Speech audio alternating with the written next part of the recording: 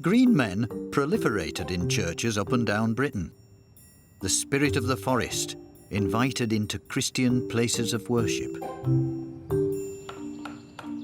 And he lives on even in the 21st century. Master carver Chris Pye is one of a dying breed of green man carvers working in traditional oak wood. It's not really a matter of fighting the wood. It's a matter of sort of dancing with it, you know, finding a way of working with it that the wood is cut in the way it likes to be cut. And the strange, savage spirit of the green man is displayed all around Chris's house. Really, if you push me, I don't know why I do it.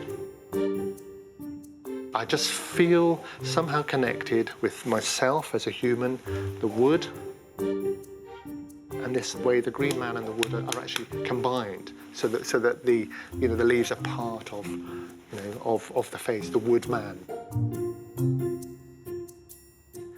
When I carve a green man, there's this great sort of sense of tradition and hierarchy. I was taught by somebody who was taught by somebody who was taught by somebody, and so on, who knows by somebody who carved a green man.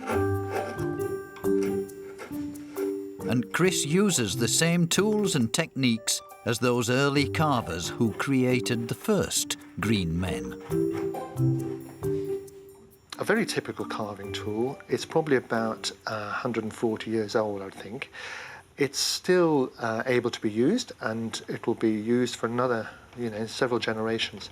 And on the handle, we have 1, 2, 3, 4, probably, well, with my own name, 5 names. So there are a number of carvers who've had this tool before me. And eventually this tool will go to another carver who'll put their name below mine. So you have this ghost of the carvers using these sort of tools quite present on my bench as I'm carving. And I think that's really fascinating.